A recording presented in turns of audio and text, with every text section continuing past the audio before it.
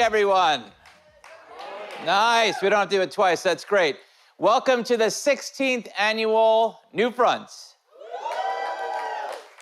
It is an amazingly exciting and consequential time to be in this business, and I am so pleased to be kicking off one of my favorite weeks of the year here on the Google stage.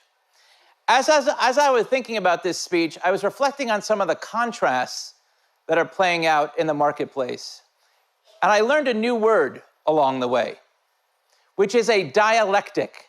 Has anyone heard of that? A couple of hands. A dialectic, and I wanted to highlight a few competing dialectics with the idea that two things that are opposite can be true at the same time. These dialectics will undoubtedly be shaping our future. One of the most relevant to this conversation this morning is Hollywood versus creator content. It is undeniable that studio-produced movies and television shows continue to command significant cultural relevance. And at the same time, YouTube has proven that creator content can drive connection and relevance at scale.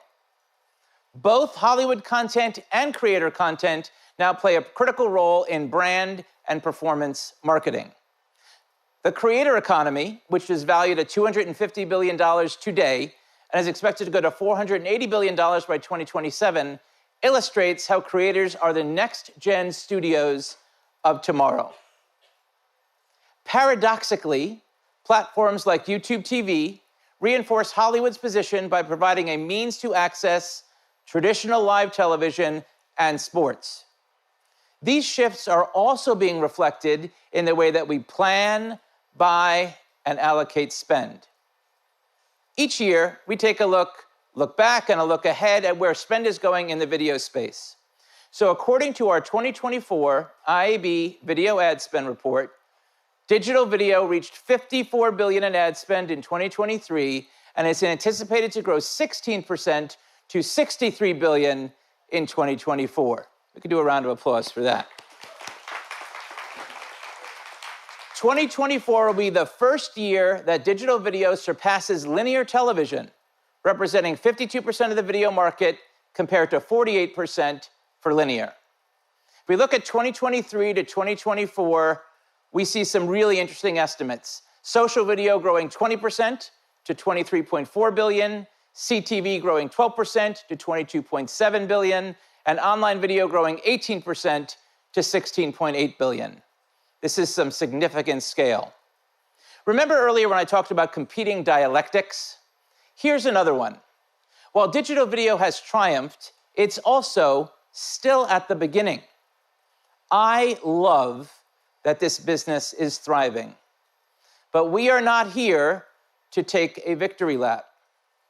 Instead, I'm reminded of a quote most often attributed to John D. Rockefeller. He said, "Don't be afraid to give up the good to go for the great. Give up the good and go for the great." And there's great growth ahead, but only if we're willing to give up the good to go for it. Here are a few more dialectics. Old operating models versus new standards, scale versus fragmentation, personalization versus privacy versus performance, old workflows versus new AI tools. Let's start first with new operating models versus old standards. We're moving from exclusively using panel-based data for understanding impressions delivered on the biggest screen in the house to using panels plus big data to understand viewing. We are clearly moving into a multi-currency world. Next, let's examine the dialectic of scale versus fragmentation. Unduplicated reach isn't the only possible barometer of a media plan or a buy. Instead, we should ask what are the right building blocks of a modern marketing and media plan? Is it attention? Is it business outcomes? Is it something else? Also, the marketplace is ripe for an expansion of programmatic in CTV as automation and data becomes a key driver to converting business buying practices from direct IOs to programmatic buys. IAB and IAB Tech Lab have several work groups pushing just for solutions for many challenges that are facing the industry. I urge you to please reach out and get involved. The next dialectic is personalization versus privacy versus performance. Whether we're ready or not, we have to give up the past and pursue a brighter, privacy-led future. Personalization and unified identity will be our new currency. This dialectic between personalization, privacy, and performance is one of the driving forces behind one of the most explosive rises of retail media networks. Retail media is the fastest growing channel in media as spend increased 25% in 2023. Spend in 2024 is expected to increase another 26% to $55 billion, according to eMarketer. And this brings us to our final dialectic, the tension between old workflows and new AI tools. The first area of innovation has proliferated around data and AI to master new targeting, attribution, and measurement techniques. While first-party data is obviously important to our future, so too is data modeling and a trend towards probabilistic methodologies to compensate for privacy regulations and signal loss. Already, IAB's 2024 State of Data report shows that 1/3 of brands, agencies, and publishers are using AI to enhance their first-party data sets. AI will become ubiquitous in content creation and versioning. Are you using some of the fastest-growing assistive tools on the market? How is this impacting the way and the pace that we're bringing messaging and creativity to the market today and in the future? And if you are not reinventing your workflows yet, I guarantee that your competitors in this room already are. There is great growth ahead and reasons to be optimistic, but only if we're willing to heed John D. Rockefeller's words of wisdom. Don't be afraid to give up the good to go for the great. And with that in mind, let me turn the stage over to our host this morning, Google. Thank you and have a great week.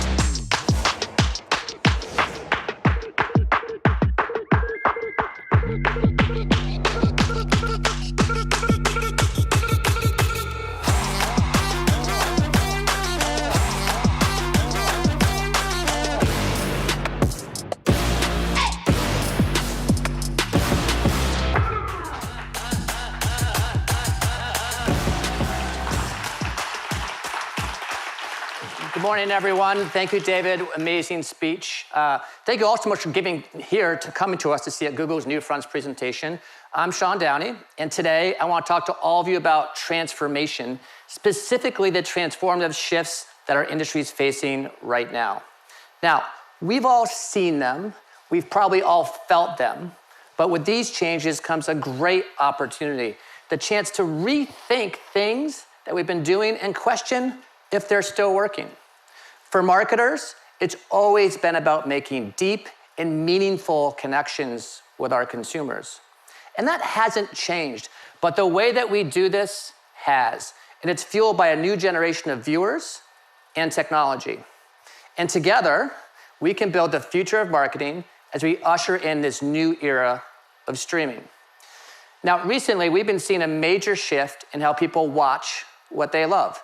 That means how advertisers connect with streaming audiences is also changing. And in 2024, it's reaching a tipping point. The explosion of streaming has redefined what people even mean when they say they're going to watch TV. And we're also looking at massive transformation in the world of privacy and data, both in what your consumer expects and how the industry is going to adapt to new regulations. Meanwhile, AI is primed to help us reimagine what marketing and marketers can do, which unlocks new potential for our businesses. Now, of course, no matter what else these changes mean for our industry, the goal is still the same, is to achieve the outcomes that matter to your business. And simply put, as audiences have fragmented across the landscape, so has your ability to reach them. And that is putting more pressure on marketers at just the time when they need to be growth drivers first. Now, you might be thinking, okay, so there's all these changes that we need to adapt to. How can we update programmatic TV buying to help us solve for all of this? I'm a little bit of a rebel. I would say we need to rethink programmatic TV altogether. We can't plug an old model into a new era. We have to invent the new status quo because the choices that we make today matter. As an industry, it's time to come together and forge a new path forward. And we can bring a renewed focus to the North Star that drives everything we do, connecting with viewers wherever they are. Now, collaboration is how transformation actually happens. And by working together, we can all thrive in this new era.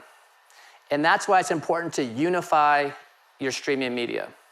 When you consolidate your streaming with Google, you can do so much. You can keep up with how today's viewers are actually watching.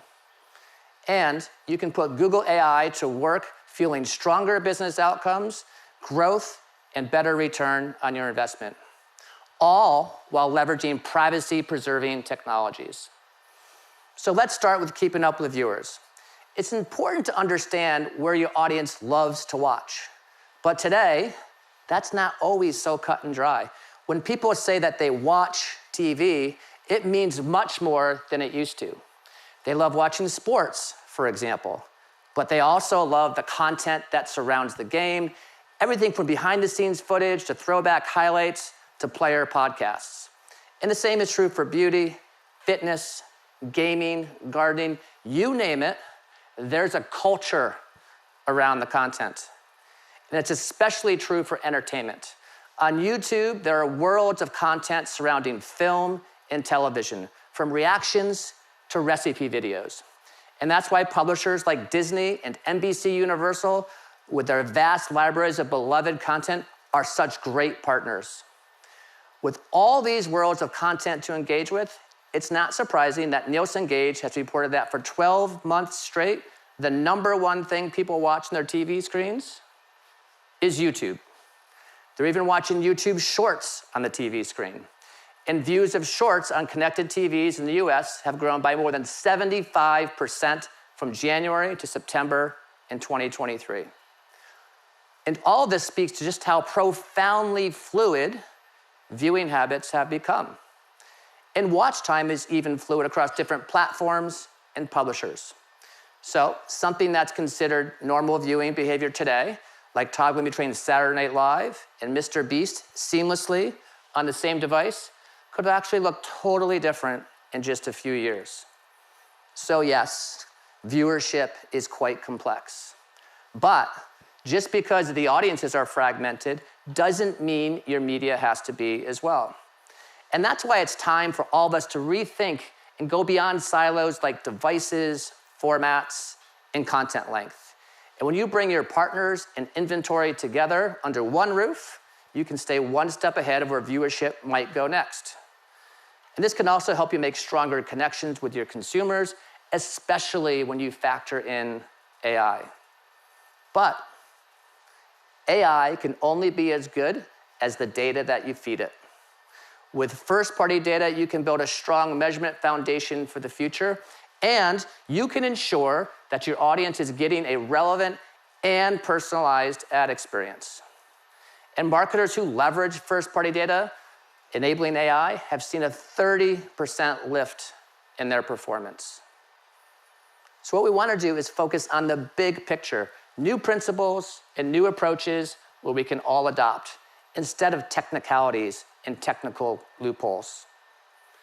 Getting this balance right navigating privacy and personalization will help transform how your brand connects with your customers. But beyond privacy, AI can help you all be better marketers. Having an identifier to target only works if you're right about who and where your audience is, or even who they are. AI doesn't just give us more data, it gives us the right data. And that's how Google AI helps you discover insights that are unique to your brand. It can help you execute your strategies faster, it can help you optimize to get the most out of your dollars. And it can even multiply your creative assets, making it easier to deliver relevant messages in the right format.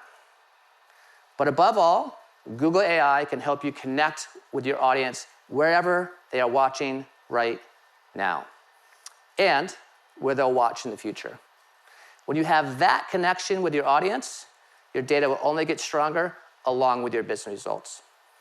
And this will drive the growth that'll help your CEO understand the power and potential of what marketing can do to grow businesses. You see, we really can make every dollar work harder, turning marketing from a cost center to a growth driver.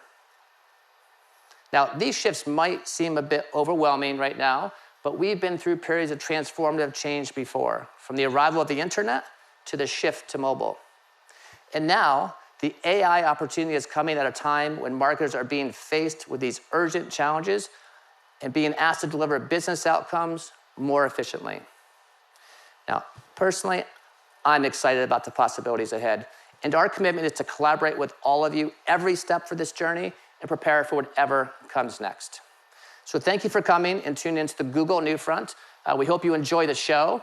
And coming up next is my fantastic colleague, Kristen O'Hara. She's Google's Vice President of Agency, Platforms, and Client Solutions. And she's going to share our vision for the future of streaming ads and how Google Display and Video 360 is a critical part of it. Thank you.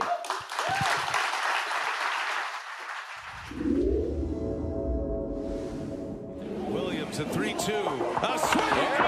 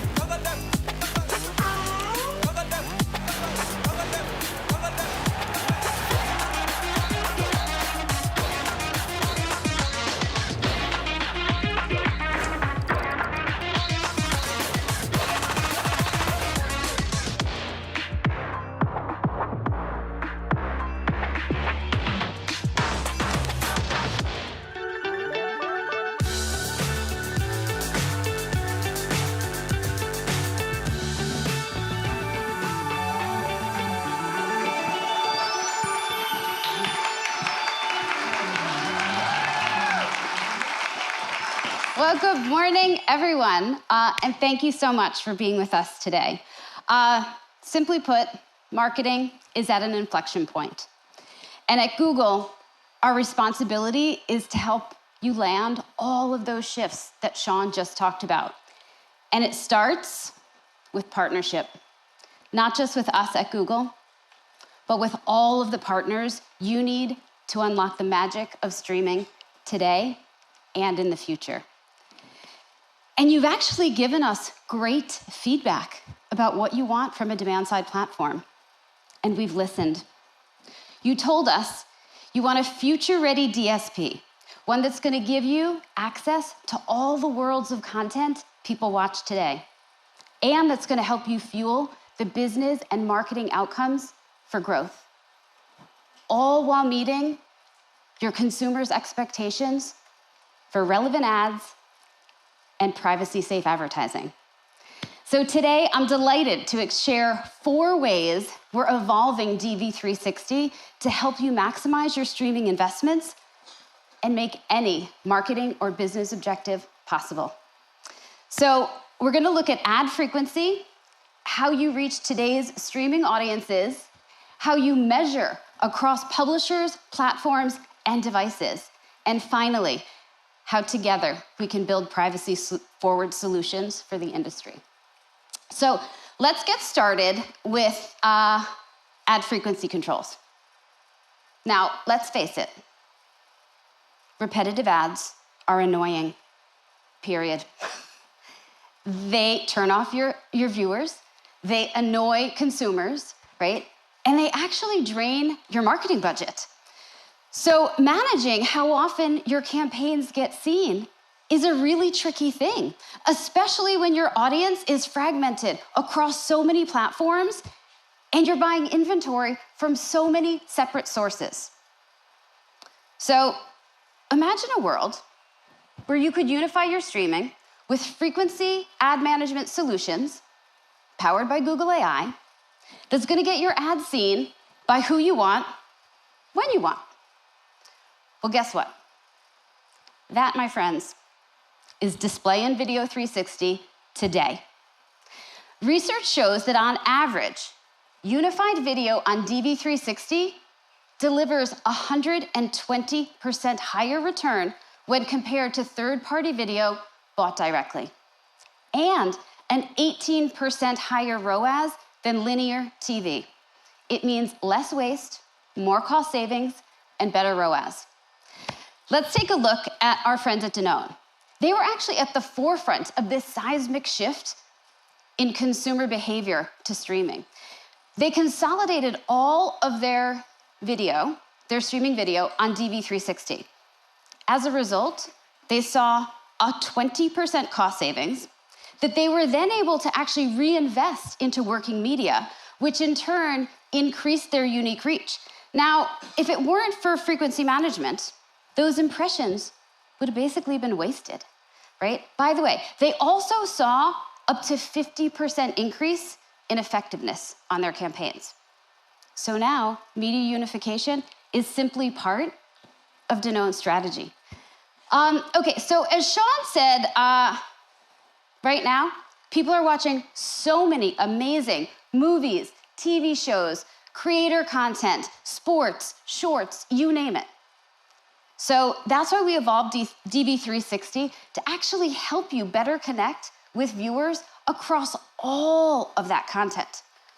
Today, DV360 reaches 92% of all ad-supported CTV viewing households in the United States. So even though viewing habits have become more complex, reaching viewers doesn't need to be. And all of this is possible because we have forged deep partnerships with major publishers across the board: Disney, Paramount, NBC Universal, Warner Discovery, and many others. And of course, we've got YouTube, the place where audiences around the world watch over 1 billion hours of content on their TVs every single day. Whether it's from the world's top media companies, who we're gonna hear from today, their favorite music videos, the NFL Sunday Ticket, movies, TV shows, you name it. Viewers are coming to YouTube for an always-on library of fresh content. Now, I have to admit, in my house, we're kind of obsessed watching YouTube food challenges together as a family. Have you guys seen these? Like Matt Stoney, the famous competitive eater, when he eats all the French fries in the world, basically. And we watch it on the big screen. And actually, I know that the O'Hara household is not alone, right? The number of top creators that receive the majority of their watch time on TV has increased by more than 400%. So when you unify your streaming media on Google DV360, you're also going to be able to seamlessly integrate YouTube into that too. It's going to mean more reach and better results for your campaigns. And that's the exact approach our friends at SAP, the software company, took. They wanted to reach more viewers who were streaming all different kinds of content. And historically, they had to run direct deals through a variety of publishers. But when they partnered with us at Google and unified all of that with YouTube CTV, right? In addition to the publishers they know and love, what'd they see? They saw 5.6 million in incremental reach and 29 million unique viewers reached across their campaigns. So if you're not already taking a unified approach to your streaming, think about the efficient reach gains you're missing out on all of your campaigns. Now, if you're not already convinced that you should unify your media on DV360, let me tell you a little story about what we're up to with our friends at Disney. We're thrilled to be one of their first partners to directly integrate with Drax, the Disney Real-Time Ad Exchange.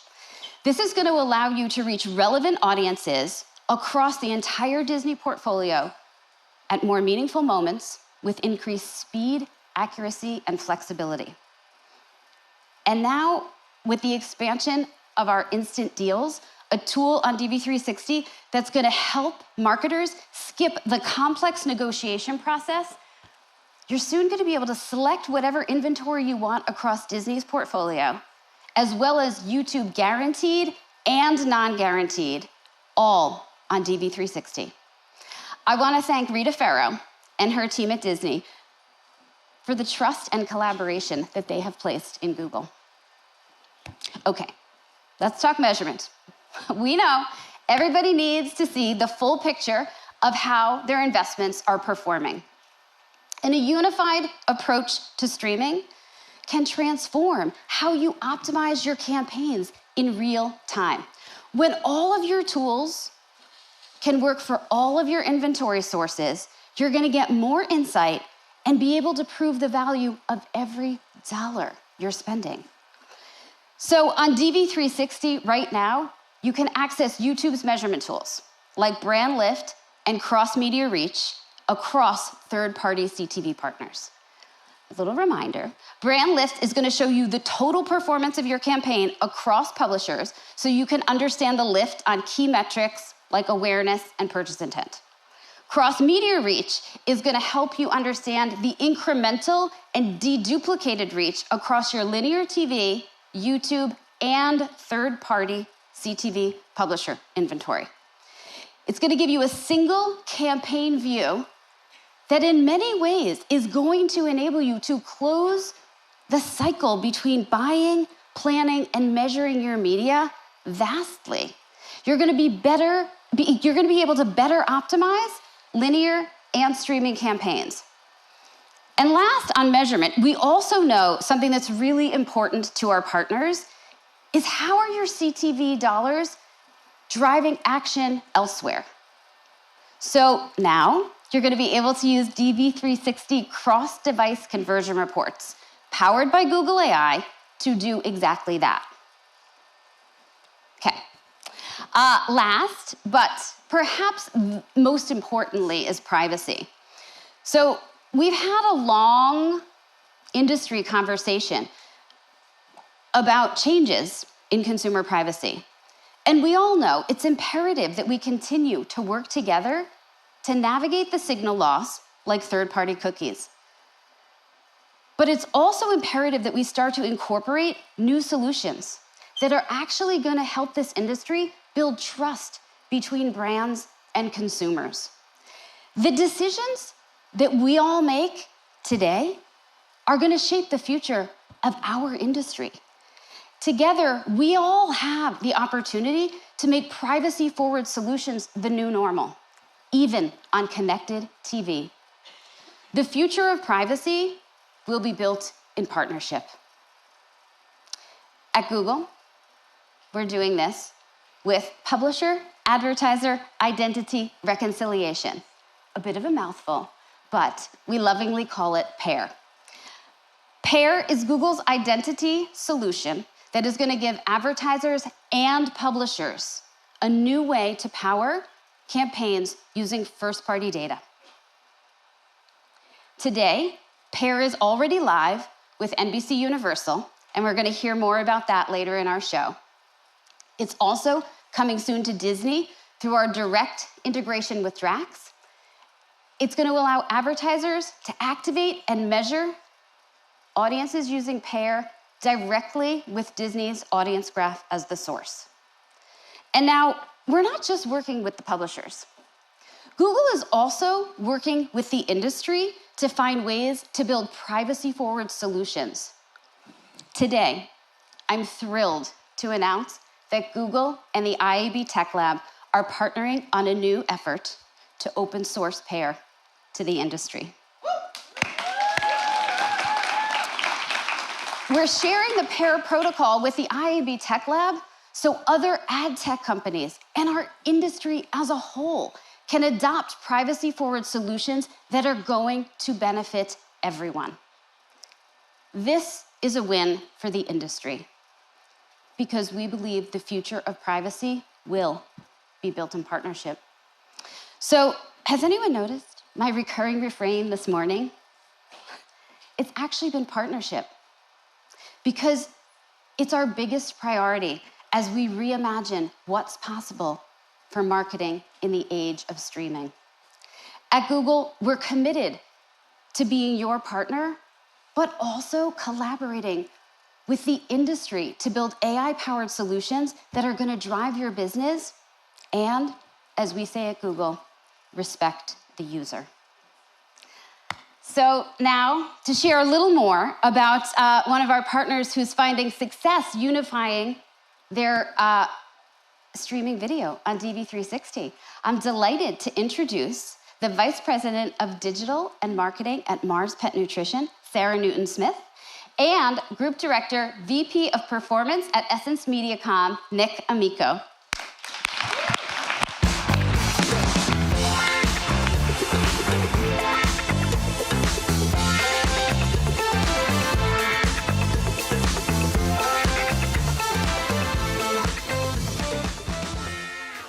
Good morning, everyone. I'm Sarah Newton-Smith. And I'm Nick Amico. And we're so excited to be here representing how we at Mars and our agency, Essence MediaCom, are approaching the streaming transformation. Mars has built a century-long legacy on the belief that a better tomorrow begins with how we do business today. And this purpose remains at the heart of our global family-owned business and as a core value across all of our brands and how we engage with our partners. All right, by a show of hands, I guess we're going to do an audience participation thing, sort of. How many of you have a pet? Awesome, very nice. So we're not going to start like a team cat versus team dog debate here today, but from that very quick survey, I can tell that there is some serious love for our furry family members here today. And at Mars Pet Care, we share that love. Our purpose is clear. It is a better world for pets. And that means we have to be pet parent obsessed, putting them at the center of everything we do, anticipating their needs and solving for their pain points. We serve half the world's pets through veterinary services, nutrition, and breakthrough diagnostics. And it's our job to show consumers we're here for them along their entire pet parenting journey. So to do this, we need to deliver all that value to the right pet people with the right message at the right time. And at Mars, video, specifically streaming, has become one of the best ways for us to do that. As we learn more about how our consumers watch, it was clear to us that streaming content across various platforms, whether it's YouTube to other major streamers, is the new normal. And that said, we had to revolutionize the way Mars thought about buying streaming inventory. Historically, we had a siloed approach to CTV buying, leveraging direct IOs separate from our SSP buys. Our process was fragmented and a bit all over the place. With each platform using different frequency capping methods, we lacked visibility into ad exposure. And this meant we could be a lot smarter with our spend and eliminate waste. And in a hand-in-hand partnership with our Google team, our excellent Google team, and our clients at Mars, we embarked on a journey to uncover new strategic insights about our customer and how to make our CTV investments work harder. So Google helped us understand how consolidation could transform our CTV strategy while delivering a more impactful experience for our customers. And YouTube has always been a key pillar of our video strategy, and we were already running it through Display and Video 360. In discussions with Google and with Essence MediaCom, we learned that Display and Video 360 is also the only platform that allows for frequency capping on set price guaranteed deals. Therefore, it was an obvious choice. And earlier this year, we decided that we would test consolidating Mars's streaming buys across all brands in their pet nutrition portfolio, which was no small feat, as we trained 27 video team members to be programmatic experts across 11 brands in 6 weeks. And the results? We were able to grow our reach by 12%, driving a very reasonable average frequency of 2x per person. And our Google team let us know that starting this year, all our CTV media purchased through Programmatic Guaranteed counts towards our Google upfront buys, which means more media credits for us to reinvest in our successful streaming strategy. And we're now on track to reinvest several $1 million in savings from this initial video consolidation effort alone. So by unifying our media, we delivered higher impact at lower cost, at just the right frequency, to build relationships with pet parents across our portfolio. It truly was a win-win. DV360 is a powerhouse in our toolkit. It's not just a platform, it's a strategic lever for reaching our pet lover audience, like many of you, across multiple channels. And get this, we can now reach our most relevant consumers at the point of discovery and inspiration and move them down the funnel. And this includes tapping into retailer first-party data and pairing that with top publisher inventory. Streaming media, when harnessed through platforms like DV360, is a pathway for brands to find connection in a really efficient way within the vast streaming landscape. We're really excited to continue partnering with Google to connect great pet parents with the Mars brands that help pets thrive. Thank you so much, everyone.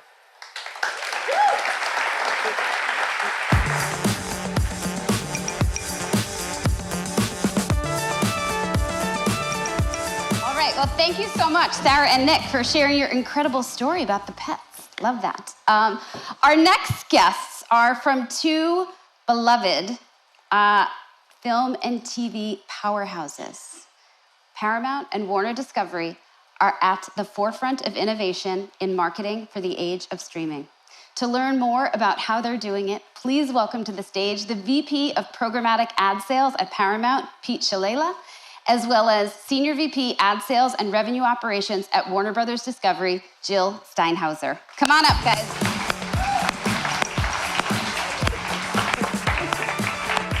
Hi, everybody. Hi. Morning. Thank you. Thank you. Morning. Nice to see you. Nice to see you. Come on.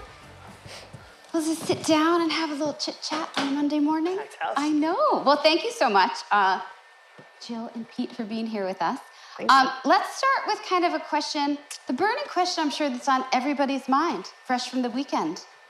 What should we be binge streaming on your platforms right now? So we're gonna go a little bit different. I'm gonna talk about what I'm binge streaming on the platform that Pete works on, Paramount Plus, and it is Survivor. It's been around for about 100 years now, and and it still hits. It's the Survivor itself. It's the Survivor itself. It still hits, and my family and I are devouring that right now. Thank you. Amazing. I will say, on Max, I'm knee-deep in The Sopranos right now. Another classic. Listen, the last time I watched this far back of The Sopranos, I had to leave my house, go rent the VHS tape, come back, put it in the machine, sit down, rewind it maybe, and then now I just say it in my remote control and it just pops up and I don't go anywhere. Got my robe on. Yep. You know? Oh my God, hilarious. No, that is a classic. I mean, two classics, really. Yeah. And how nice that you're watching each other's platforms. Partnership for real. In all seriousness, though, help us understand what is resonating with audiences today and how it's changed in even just the past couple of years. I think for us at Warner Brothers Discovery, and again, similar, and he'll talk about it for his portfolio, we are hitting, when the company came together about 2 years ago, Warner and Discovery, we now are able to hit every genre, from a theatrical, from a nonfiction reality series, from a scripted piece of reality, news, sports, documentaries. And it depends on the moment in time and what's hitting and what the cultural zeitgeist is around. We have just come off a successful March Madness tournament. We're partners in that. So it all depends on the timing, but also just it goes back to the content and what's great content, quality content, premium, and in places that users and viewers want to watch it, which is now heavily on streaming services. Yeah, Pete, what about you? First of all, thank you for having us here today. And hello, everybody. Good to see you all in the room. I would say for us, like, change has been in the air for a long time. Yeah. But behaviors are changing, patterns are changing, measurement is changing, but what hasn't changed is the fundamentals of content. It's just got to be good. And I think we are biased in that because we've been doing this for over 100 years. We've been chasing great since 1912. Wow. And we came out of the dual strike with the Grammys, right? Tracy Chapman and Luke Combs, right into the Super Bowl, which beat out the moon landing for viewership, right? Then it went to March Madness. You've got the Masters. Jon Stewart comes back. So all that culture, right? We have the ad rights to culture, and that's important. All that culture is fueling what's happening on the couch. And we're not chasing fans to streaming. We're herding them there. They're showing up because our good stuff is actually there now.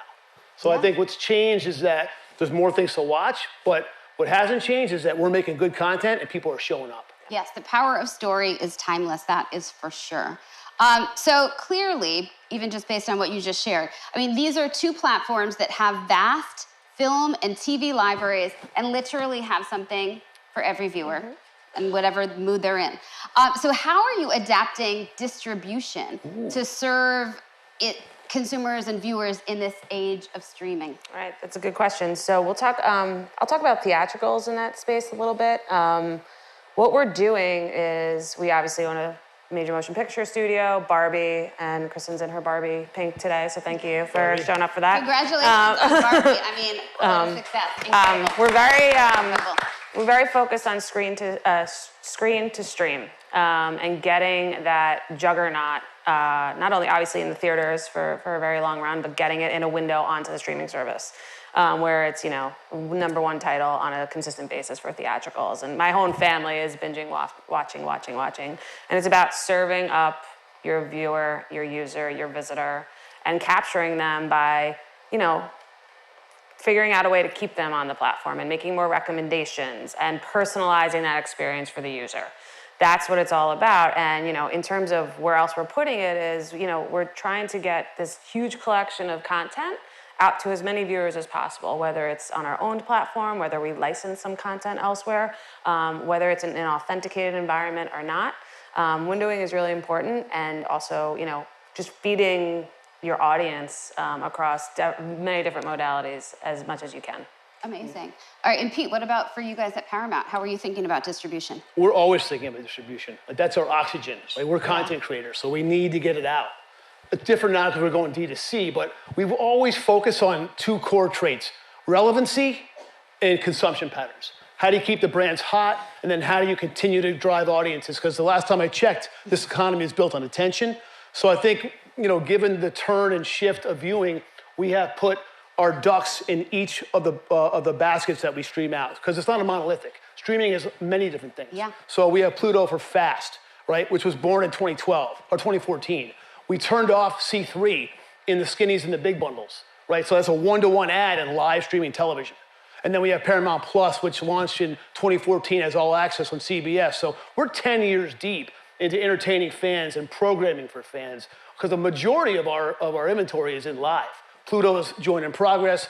The skinnies and the big bundles are also live. So there's a lot of different ways to get people to show up. But if you're not there, we can't have the supply. Right. And when we've unified that, not to talk numbers, but we're talking numbers today, you know, we've got 100 million unique people who can be served an ad because of the three places that we're capturing them. And the unification side of it is, on the buy side, it's one access point.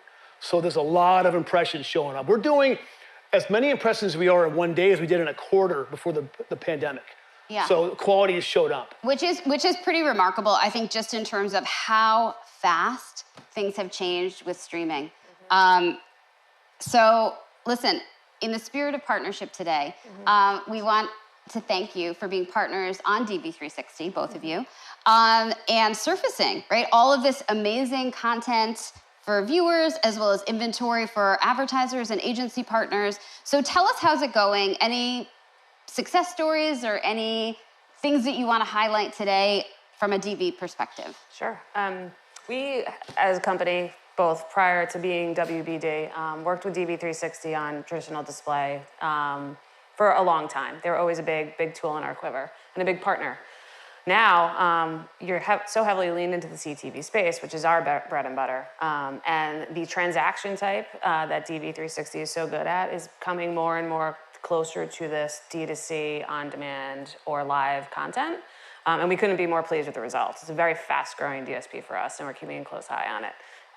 We have opened it up to opportunity on the Max platform. That was not done for a long time because of just hesitation and making sure that we provided our user and viewer with the most pristine ad experience possible. You cannot discount the effect of churn on a platform, and you want to really super serve that viewer with the best ad experience possible, and frankly, the advertiser with the best ad experience for them possible. What DV360 now allows us to do is to tap into an enormous breadth of advertisers, many of whom would not see the light of day on a traditional IO, or just it wouldn't make sense for them to buy in that manner based on the data that they're layering, based on how they want to manage their reach and frequency, or the efficiencies that they're looking for. So what it's helped us do is broaden the advertiser base, fill up the inventory, provide a nice, beautiful user experience with quality ads, and it's been a really successful partnership thus far. So we're hoping to continue to grow it across the rest of our portfolio in an even bigger way. Amazing. So yes to all that. Yeah.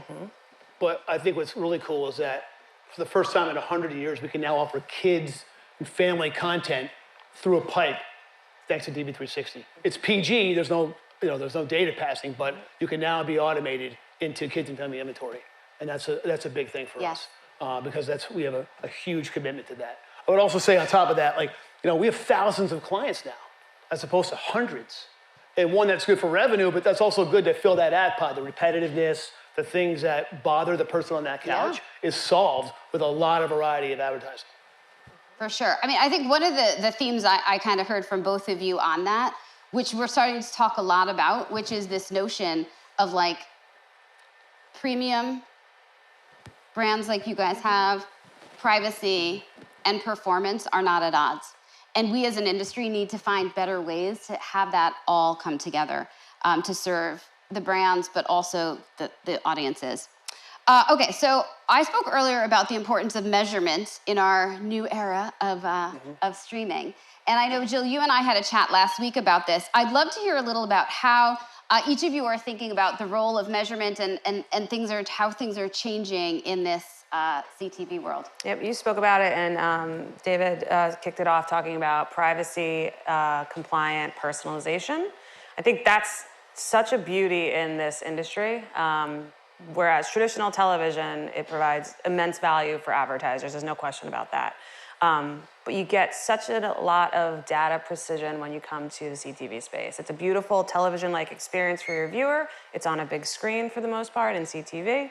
And you can precision pinpoint your messaging to a user. I will say that we are there as an industry, but it's got to get better. And obviously, privacy has to be a big piece of it as well.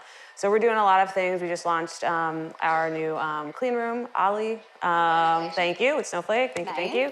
And we're really looking to expand the client set that we're testing with and really offer up a way in which the buyers can, in a safe way, find that audience, report back, transact, and continue on and on and on.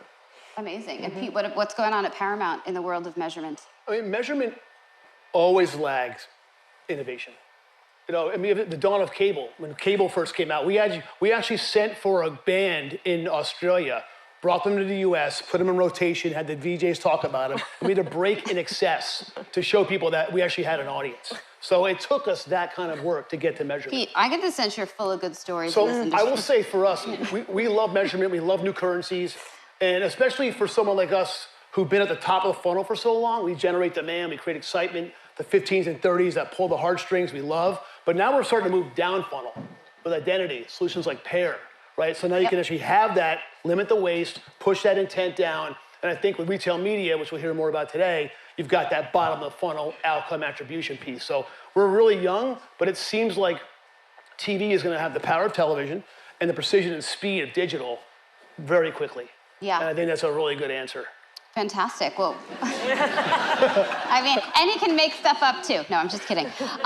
We'll see though. Jury's out. It is. I think we're at a really interesting inflection point, as we said earlier, and tons of work for us to do as an industry. But I really do think this notion that the future of privacy will be built in partnership, and I think CTV is one of those areas where it isn't cookie-based, and we have an opportunity to actually start fresh with some new thinking. So I want to thank you both so much for being our partners on the platform and for joining us today. We're excited to keep partnering with you guys to bring advertisers your amazing content, and audiences can stream all the stuff they love from your platform. Please. So let's hear it for Pete. Let's hear it for Pete and Jill. Thank you. Thank you. Thank you, Kristen. Thank you so much. Awesome. Thank you. And we color coordinated. Did you see that? It was a total accident, but a happy delight this morning. Okay, so on top of the amazing TV shows and movies from folks like Warner Brothers and Paramount, we've got platforms like YouTube that are actually home to worlds of creator-driven content. And when your brand shows up alongside YouTube, you're showing up alongside creator content that's actually now designed for the TV screen. And what I love about our creators today, and David Cohen, you mentioned this in your opening, is that our creator economy, really, they are the next-gen studios of today. They're redefining what great content looks like, and they're actually developing tons of new ways and being super creative about how they engage their huge audiences. So today, I'm actually delighted to bring on two amazing creators who are going to talk about why they think their viewers are so leaned in on the big screen and all the devices, and we're going to actually cook up a little something special today. So let's bring up Andrew Ray and Lisa Wen. Welcome. We got 50 apples today, and I'm going to try each and every one. All right, folks. Look at that. All right. Oh. This is a recipe for disaster.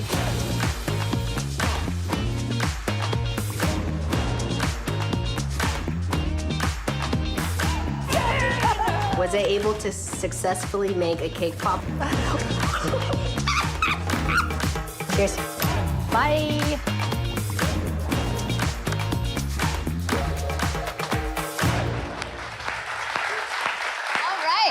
Well, welcome to the Google NewFront, Andrew and Lisa. Thank you. We're so excited to have you here today.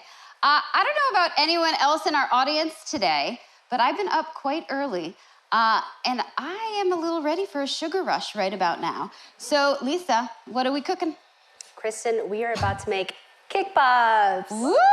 All right, why cake pops?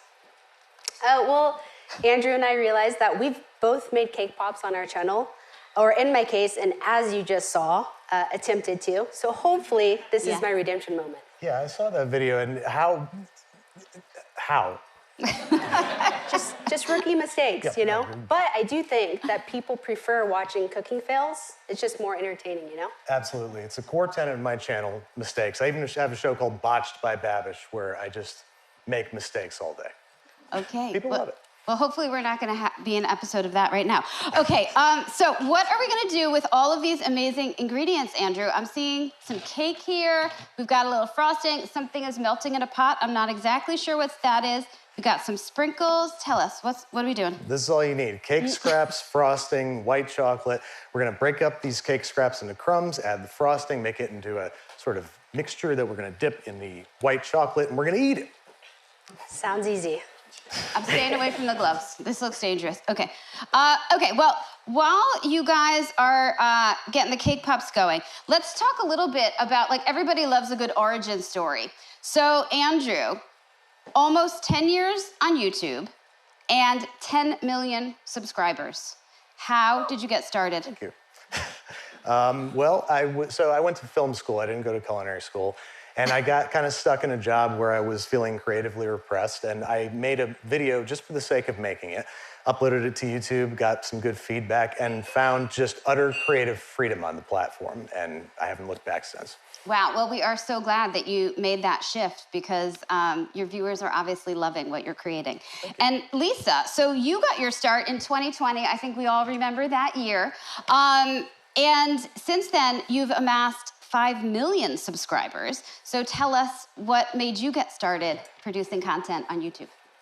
Well, when I first started creating videos, I just always knew YouTube would be my home. I think most creators know if you want to take video creation seriously, YouTube is a place to be. So I heard about YouTube Shorts at the end of 2020. I hopped on, posted videos, and fortunately, people liked my channel, my videos, and here I am. I'm just a girl from Kansas, reaching millions of people across the world. She's just a girl from Kansas. Yes, with 5 million followers. Well, almost, actually. We all need to subscribe. She's right on the cusp of 5 million, so sign up. Okay, how are cake pops coming there, Andrew? Perfect. It's looking a little messy, I'm not gonna lie. Okay, but we'll keep going. We'll keep going. Sprinkles can fix anything. All right, Lisa, you mentioned shorts. So you're actually producing shorts and now some long-form content. When did you notice that your content was actually showing up in the living room and on the big screen in addition to all the other devices? So this is actually an embarrassing story to talk about, but I guess I'll share it with y'all. I first noticed people watching my shorts on the TV, on the screen, when I was at my parents' house. So imagine this, I'm walking into the living room and they've got all their friends over, they're all gathered on the couch, and there I am on the big screen TV. But I'm crying in tears of pain with snot running down my nose, eating Carolina Reapers. Okay. And I go, seriously, Mom and Dad, like that's the video you choose? But that's when I realized that people were watching my videos on the TV. So really strategy-wise, I'm gonna continue creating shorts as long as I delve into long-form content. So hopefully they stumble upon those as well. Amazing. Well, I'm sure your parents are incredibly proud of you, regardless of the fact that your nose was running on the TV screen. Okay, Andrew, 10 years, almost 10 years, I should say, is a long time. It's like we're coming up on a decade here for you on YouTube. How has your approach evolved in terms of creating content over that time? Well, it's not unlike scaling any business. It's impressive that you're answering this question while you're taking off those dirty gloves, by the way. I've done it so many times now. It's not unlike scaling any business. You want to, keep your old fans happy, your core base happy, while attracting new customers and new viewers, and maintaining the through line that made you successful in the first place, which, especially on YouTube, means authenticity, being authentic to yourself and your creative journey and what you want to share. Yeah, I do think that authenticity is one of the things that makes YouTube so magical, because creators really do keep it real with their audiences day in and day out. So speaking of that, guys, do we think we should keep it real with our audience today? Let's keep it real. Okay, let's keep it real. 1, 2, 3. Cake pops for everybody!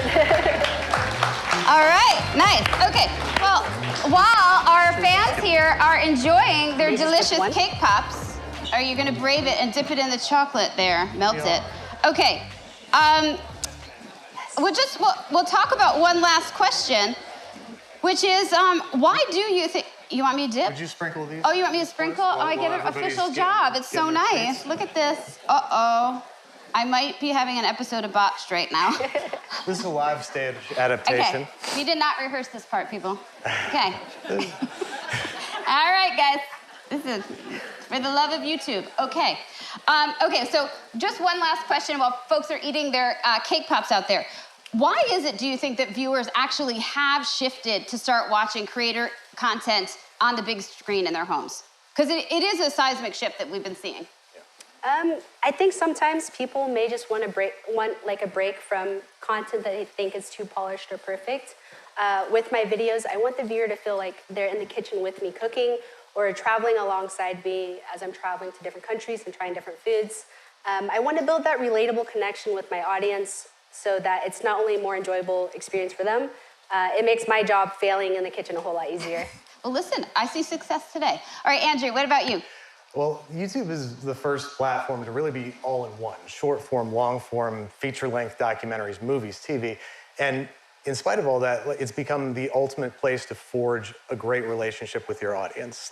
That's why when I'm walking down the street and people recognize me, they'll say hi, they'll come up and say hello, because they don't feel the divide that you normally do with traditional media personalities. And that's what makes creating on YouTube so much fun and advertising on YouTube so effective. Oh, we're gonna get your job in sales soon. Okay. Well, listen, this was an incredible conversation. Thank you so much for sharing your wisdom about kind of how your audiences are engaging. And it's been a real sweet treat to have you with us on our show today. And some might actually say we got to have our cake pops and stream them too. All right, thank you so much to Andrew and Lisa for being with us. Guys. Thank you. Okay, they're still standing. That's good. All right, how fun was that? Everyone enjoying their cake pops? A little sugar rush. It is Monday, right? Okay. So today we've been talking a lot about how grateful Google is for feedback from our partners, whether those are agencies or clients directly, our publishing partners. And it's actually that feedback that helps us develop products that are going to advance the industry. So right now, I'd love to bring up one of our agency partners who's actually been on an incredible journey with Google's product team, collaborating and testing a new AI-powered feature in DV360 called Commitment Optimizer.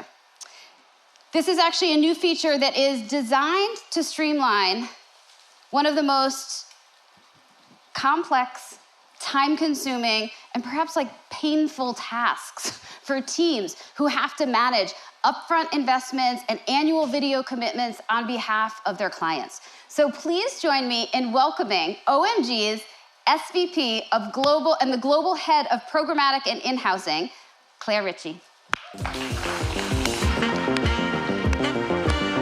Hi, Claire. Okay, so nice to see you. Good to see you too. All right, Claire Ritchie, coming the farthest, just flew in from London yesterday. So we are thrilled to have you with us today. Thank you. And listen, your role, you're leading global programmatic for OMG, a work stream that touches your local clients, your global clients, and tons of teams within the agency. So if we start with here we are. We all know the season, NewFronts this week, upfronts in a couple weeks. Tell us about the challenges you see in managing all of these commitments. Yeah, absolutely. So look, we all know that upfronts are absolutely crucial for getting the really good placements for our clients. But our clients deserve flexibility. They need more than just something that we've predetermined 12 months before. And that needs to extend into how we plan and buy our media. We can't just rely on those upfront deals alone. Our commitments get used across a multitude of different bid types. And ultimately, that gives us a little bit of a challenge in terms of how we organize ourselves around them and how we spend the time doing what's important rather than just managing a tangled web of spreadsheets. Yes, well, it does sound a bit like a tangled web as you kind of describe what you have to manage over the entire calendar year or upfront year. So really that was kind of how we got started, right? Listening to that feedback. And at Google, we set a goal to really help to streamline and simplify upfront inventory management for partners like yourselves. Yep. So we are so grateful that you and OMG were pilot partners on Commitment Optimizer to help address some of these huge pain points that you and all of your teams are feeling. So talk to us about how it's going. Yeah, so I think it's good to touch on the process. Once we have an upfront deal, we input all the terms, the goals, everything into the platform, and it gets kind of allocated and distributed across our campaigns. This can be done broadly. We could just apply it to any relevant line item, or we could do it in conjunction with Google AI optimization, which means that we can support not only making sure that our commitments are achieved in full in the right time, but also that every impression is delivered against a campaign where it's going to really make a difference and add the most value, I think is important. We all know that automation is an absolute game changer. We have super smart people in platform, and we don't want them managing spreadsheets, as we've said at the end of the day. What we want them to be doing is adding to high-level strategy, doing the interesting things, doing the product development, and ultimately pushing us forwards, kind of navigating this ever-changing media landscape that we work in.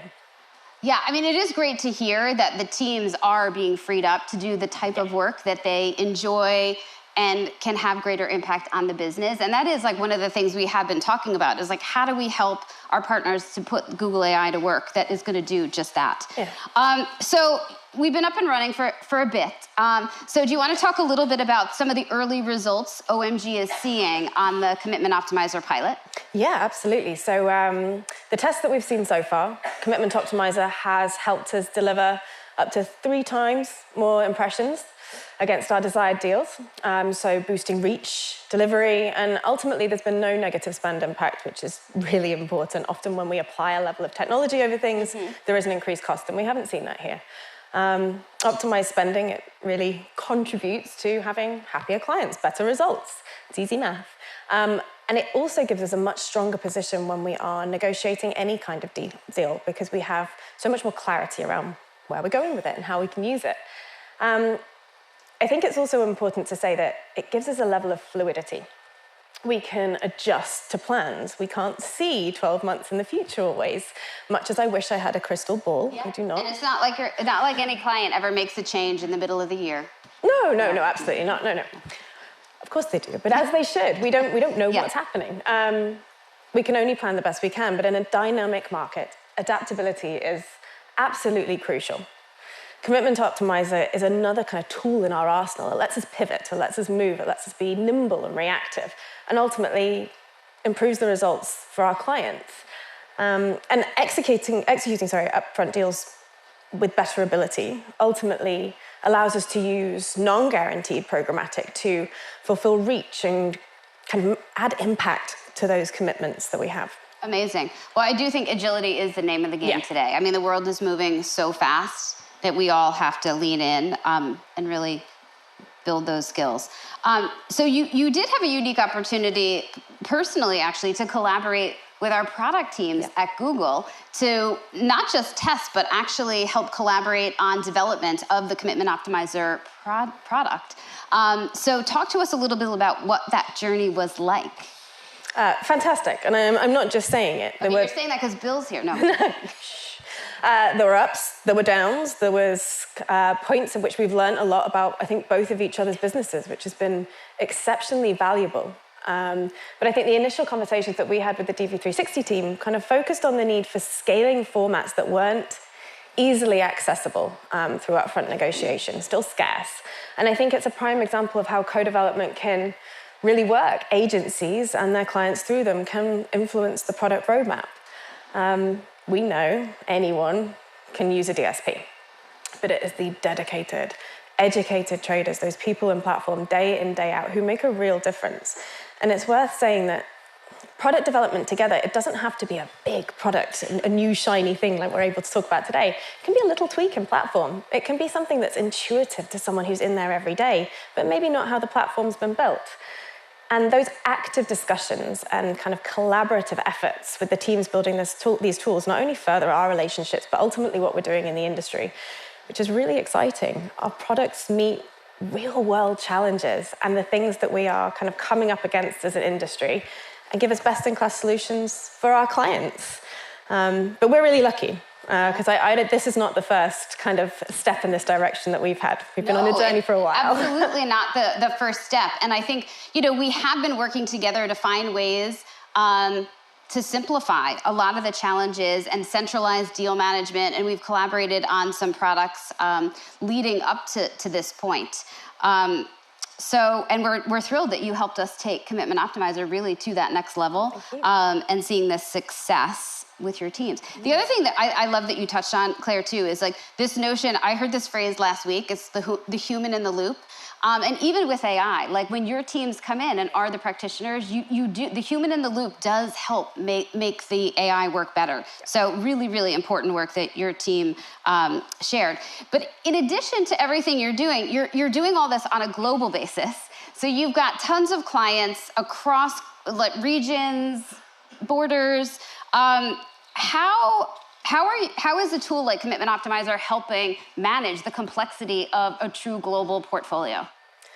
I mean, ultimately, it's underpinning the amazing opportunity we have to really, to your point, put the human in the loop, connect the amazing kind of brains and the people that we have globally. It's really complex cross-border marketing. We can do it in market, and we absolutely can do it through regional hubs. We can buy from one market to another. But that nuance, that understanding of where is a sensible place to not just buy inventory, inclusion lists can do that for us, but where is a sensible place to create an upfront deal? Where is a sensible place to really kind of place our bets and ensure that we have a solution for our clients? It's traditionally been a challenge for smaller teams or smaller markets buying into another market because you don't have that power of negotiation behind you. So the visibility is one thing, that power, that strength of bringing it all together.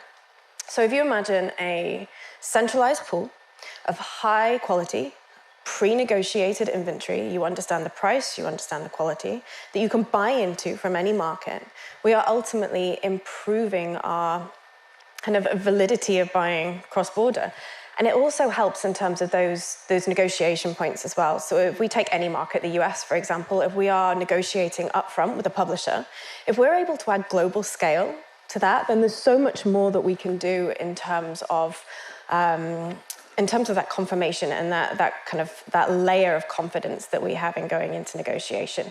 It kind of takes some of the limitations off it. It's exciting. Amazing. Well, Claire, I want to thank you so much, not just for being here today, but for really being a collaborator and a partner with Google on the journey. You helped us to make products better that the whole industry will benefit from. And partnership is the thing that's going to help us all to evolve. So thanks for testing and learning and working through the ups and downs on the journey to help us usher in a new era of CTV. Thank you so much. So the next era of CTV is going to be built with privacy-safe tools. And to share more about that and how brands and publishers are already capturing these opportunities with Pair, I'm delighted to introduce my dear friend and colleague, the VP of Google Sales, Adam Stewart.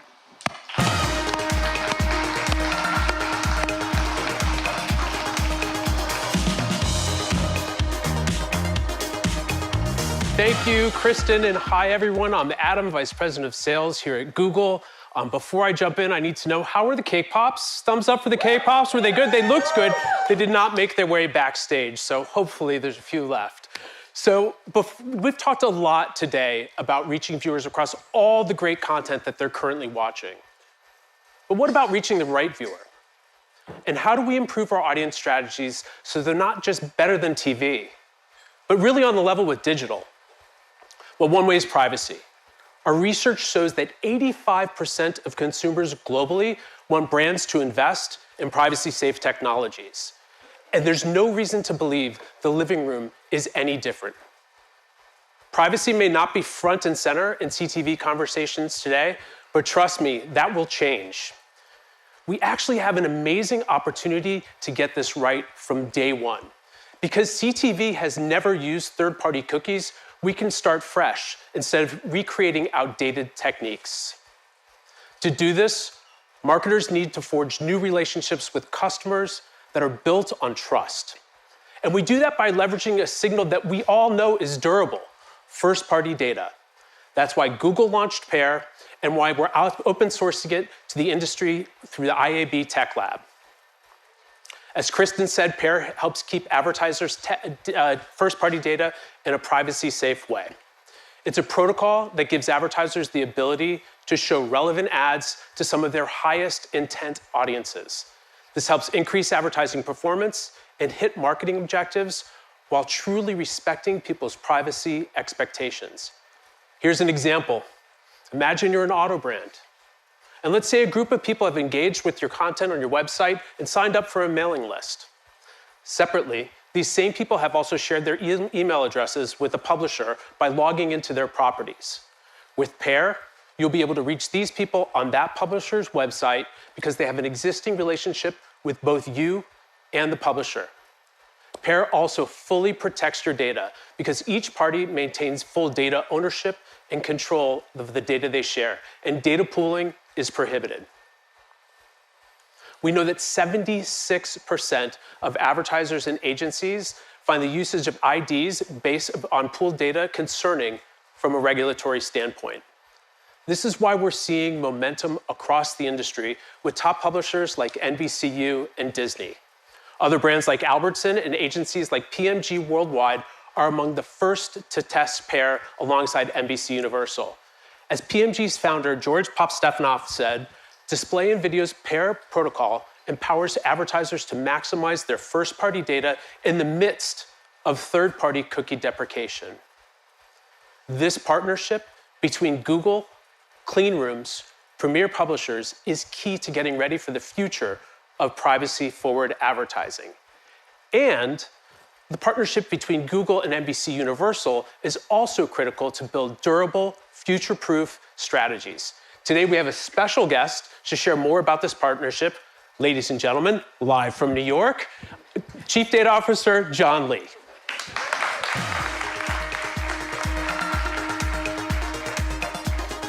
Hey, John. Hey, how are you? I'm good. Thanks for having me. It's good to see you, John. So great to have you with us here today. I'd love to jump in a little bit and talk, NBC is obviously an incredible property. But what's been your philosophy to date with regards to data when it comes to CTV? Yeah, I think a couple of years ago, maybe 3-4 years ago, if you look back, when Peacock and our streaming business was relatively nascent, the state of our data is what I thought of as sort of more of a rental market. We were pretty dependent, I would say, in our audience business on third parties to help us identify who the people were, what the sort of data attributes were about those people that our advertisers wanted to target on, and to sort of find them in our inventory. We were utilizing a lot of third-party signal, not cookies, but third-party signal nonetheless. And I would say over the last couple of years, we've undergone a pretty significant transformation and a lot of investment in our first-party data so that we're future-proofed, to use the overused term. We can sustain addressability, right? And not just sort of do as well as we were doing before, but grow the business, grow the performance with advertisers, because first-party data, as we know, is more accurate, sort of from an identity perspective. We actually get more scale, so we actually find these people more often. It makes our inventory more valuable. And we also poured a lot of energy and time into developing our own first-party data. When I say first-party data, I mean attributes about our consumers. We have about 90 million households in our ID graph. What do these people watch? Do they visit the theme parks? What movies do they enjoy? And utilizing AI, generative AI in particular, in more recent times to really kind of unlock, right, sort of the deeper insight and the connection between that consumer, the content that they watch, and how that interaction can help benefit the brands that advertise with us. So that was a long-winded no, it's a good, it's a kind good of answer, but we've been. I mean, it's a pretty amazing journey thinking about kind of NBC's roots, where you've been, and to where you are right now. I'd like to hear a little bit more about what brought you to the partnership and how's it going so far? Yeah, well, number one, it's relatively new. I guess as PAIR is relatively new in general. We've got a couple of great partners live on the platform. I think Citigroup is live with us. Albertsons, I know Christy's going to join us here in a second. So we've got a handful of advertisers up on the platform. And I think we were just talking backstage. It sounds like the early returns are very, very good.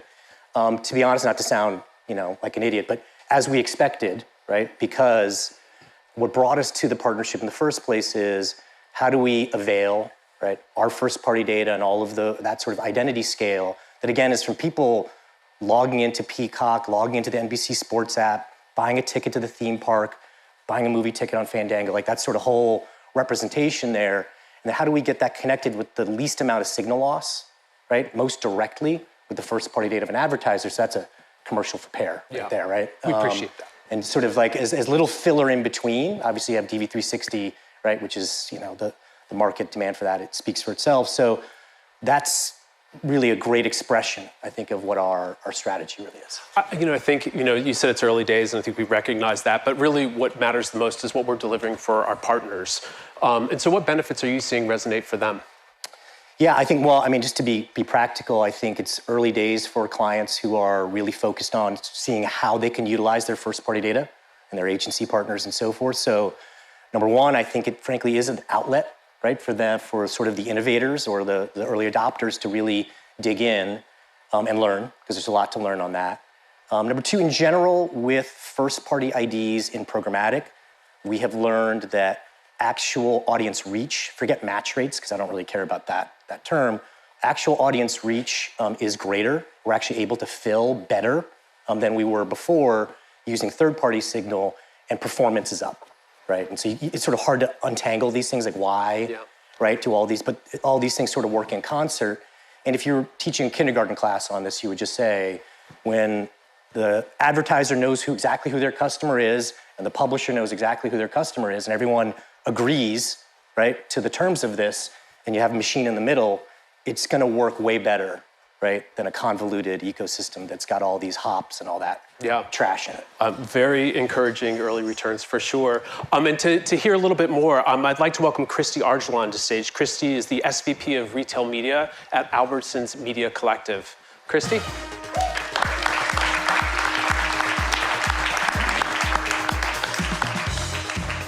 Hi, Christy. Hey, guys. Thanks for joining us. So we're obviously super excited that you're both here today and excited that you're testing Pair with NBCU. And I'd love to really know, what were some of the key drivers that led to your interest in Pair? Yeah, I mean, first and foremost, it's Google and the scale of Google, and any efforts that we can do to start to bring more consolidation and consistency to how we're executing media programs based on first-party data is a big plus for the marketplace overall. And we're always looking for privacy-preserving identity solutions, and to me, that's what Pair provides. And so we're super excited to be doing the pilot with NBCU. And on top of having Google kind of fueling and scaling for us, the fact that NBCU is bringing their premium content to the market and to the table to be able to apply high quality identity like this is just, it's a win for everybody, and especially for the industry. Yeah.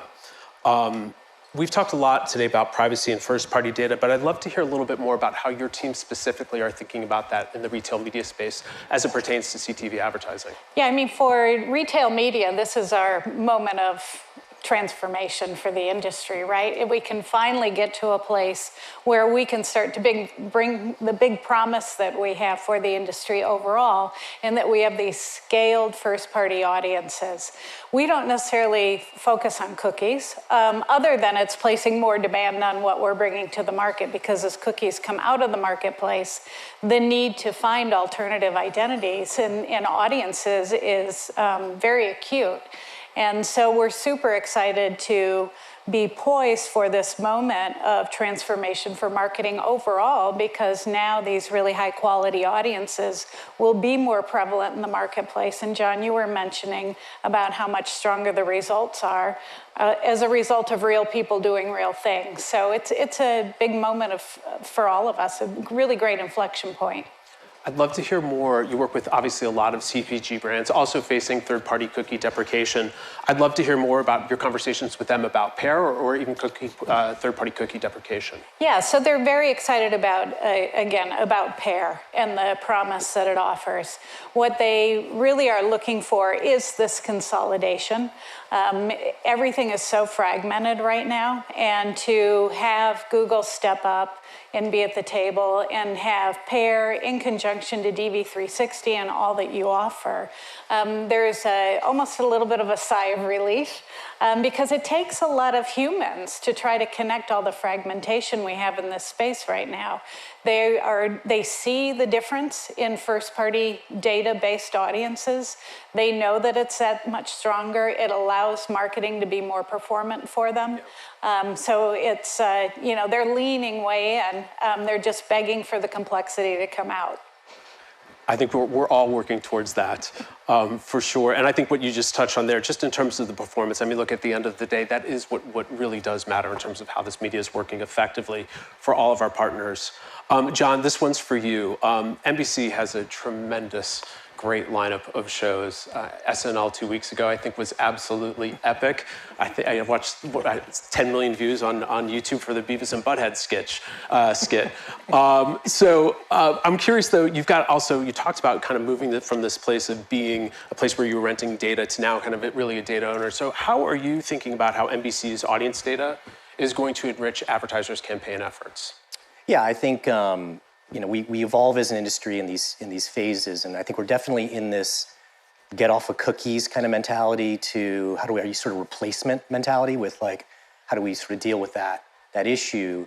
I think the next phase, and hopefully we can get there as quickly as possible, is how do we build a sort of better content experience for consumers? How do we help to create better creative through all this data and sort of go beyond just the addressability, targeting sort of mindset, if you will. So we're focused on proliferating and making our data available, hundreds and now thousands of attributes on who these people are, like what they care about from a content perspective. And we know through our work with AI that it matters, right? You sort of knowing that about that consumer, about where you place that ad in that context. We know that impacts performance in a really, really big way, right? And so I think we're just scratching the surface with it's great to find that CPG, company's audience that they've prescribed. That's sort of job number one. What else can we do, right, to go beyond that? And I think that's going to be embedded in what do we know about how they consume content. Yeah. I have one final question for both of you. So we're on this incredible journey together to really deliver this relevance at scale for customers. We don't want to drain our teams either, or we certainly don't want to compromise on trust and safety. So what are the biggest opportunities for brands looking to start harnessing first-party data? John, I'll turn to you first, then Christy. Yeah, I think it's, we were, not to steal a line from Christy or too much, we were talking about this before, but people need to know what their first-party data strategy really kind of is. How do they actually even define, first-party data, and start to develop a really, I think, clear strategy and roadmap associated with how you're going to test and learn into utilizing first-party data at scale. I recognize it's a really different equation for different industries. Banks are incredibly different than the CPG market, but there's first-party data everywhere, right? Yeah. And there's great partners, right, who have lots of great data that can help proxy or help fill in the blanks. But I would say get going on this pretty quick. For sure. Christy? Yeah, it's, a couple of thoughts come to mind. The first one is that, we can now talk about content and high quality content in the context of first-party data and kind of the machinery that has gone behind retail media before. Now we can bring the content to the table as well. The other point, too, and we talked about this earlier, is that not all first-party data is really first-party data. So really pause for a moment and make sure that you are using the highest fidelity first-party data that's available in the market, because there is enough of it now at a scaled database that really can drive the difference that we're looking for. And also just be really clear on what your audience strategy is. What part of it is first-party data, should be first-party data, can be first-party data, and then start to think about the others that we talk about, like contextual or cookie-based. This really is this moment where first-party data can be actionable for most advertisers. And, I'm super excited to see the results of the pilot that we're running right now with NBCU. We know that impression levels are what they need to be to hit our goals. So, we're making some really great progress in the space. Yep, we share your enthusiasm for the pilot for sure. Well, thank you so much for joining us today, John and Christy. Thank you. These partnerships are such a great example of our industry's shared challenge, but also our shared opportunity. And this truly is a moment to really bring marketers and publishers together in a way to drive profitable growth for everyone. So we are really excited about this. We're excited about the value that we're going to deliver. We're excited about the opportunity for personalization, and we're going to continue building solutions in a post-cookie world. The time to put AI to work for all of us is now. And here to share more about just how to do that, please welcome Google's General Manager of Enterprise Platforms, Bill Reardon.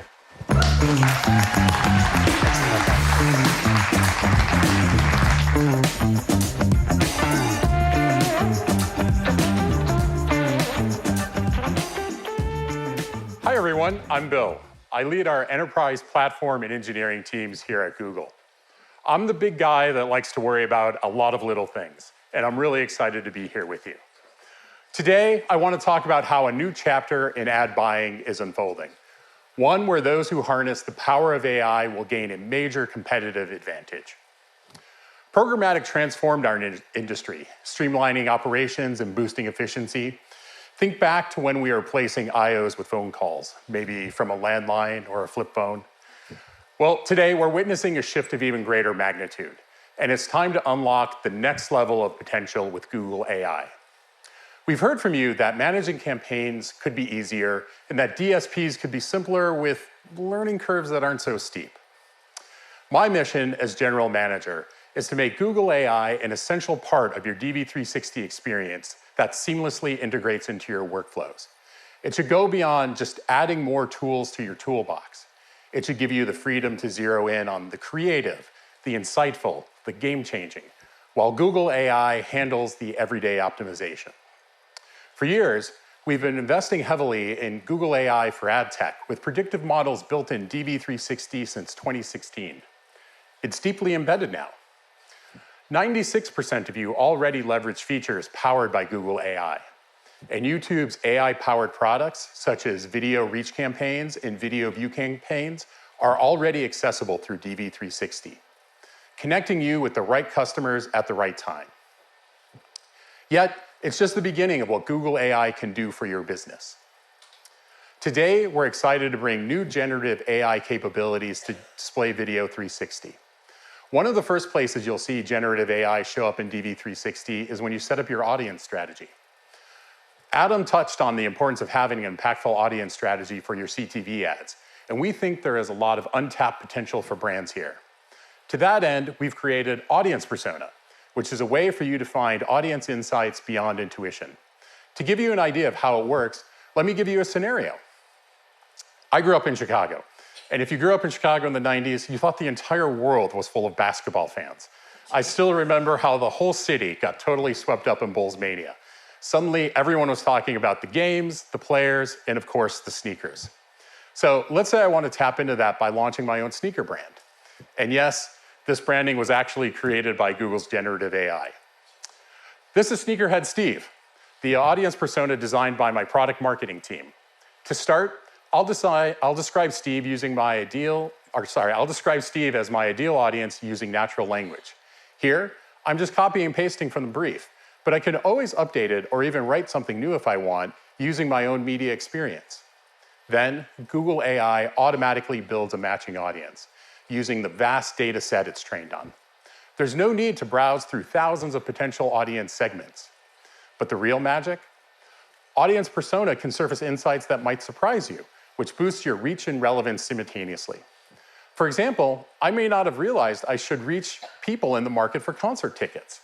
That's the beauty of Google AI. It expands your current audience knowledge to find those who are interested right now. Now, let's apply these to my audience campaign so I can show you how I can edit the AI-generated selection. There you go. Let's lightly edit the audience segment to reach a broader age group. The key here is I stay in the driver's seat.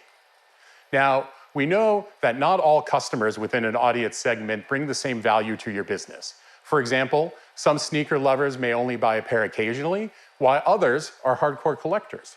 So we shouldn't treat them all the same. And that's where custom bidding comes in.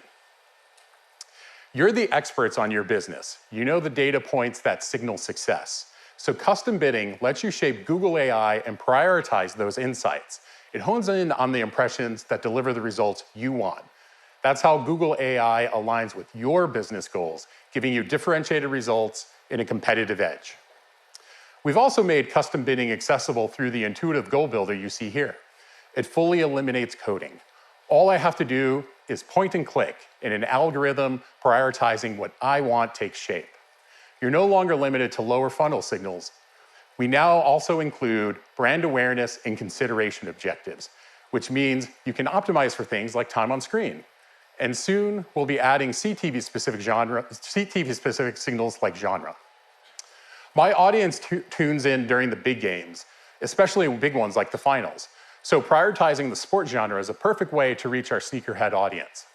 And I'm also going to give these live stream impressions priority.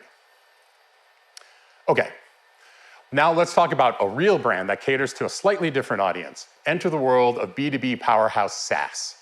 They needed to zero in on the designated market areas where their big enterprise clients are. With CTV and a custom bidding strategy, SaaS hit those priority markets hard. The results in just 10 weeks? They slashed their cost per completed view by 24%, and get this, they observed a 39% jump in impressions right where it mattered the most. Now, they're scaling this approach to more campaigns in DV360. But with all this power comes the need for control and transparency. Remember the audience I built with generative AI? I'll admit, I was curious to see how well it would actually work. The beauty is, I don't have to just trust the algorithm. That's why we're introducing Experiment Center. Experiment Center is where you can take charge, test strategies, and really make Google AI work best for your campaigns. I tested the audience I created with Audience Persona against my tried and true targeting methods. Now, let's take a look at those results. This streamlined dashboard provides immediate top-line insights, giving me swift, actionable decisions. You can see my Google AI-generated audience delivered more conversions than my conventional strategy. Now, did it work across the whole funnel? It did. Reach, brand lift, everything is right here. It makes it simple to compare my experiments' performance across the funnel all in one place. And speaking of reach, Sean and Kristen talked about the importance of unifying your streaming media. Well, Experiment Center helps you understand the impact of that consolidation. Marketers find that simply adding a shared frequency goal across their streaming ads significantly expands their campaign's reach. And sometimes the simplest changes yield the biggest wins. Many of the features I showed today are ready for use in Display Video 360, and we'll be adding more over the course of the year. Be sure to opt in for the product betas in the survey at the end of the show. So step into the future of ad buying with Display Video 360. Streamline processes, experiment, ask question, and let Google AI fuel your growth. The opportunity is unprecedented. Make it yours.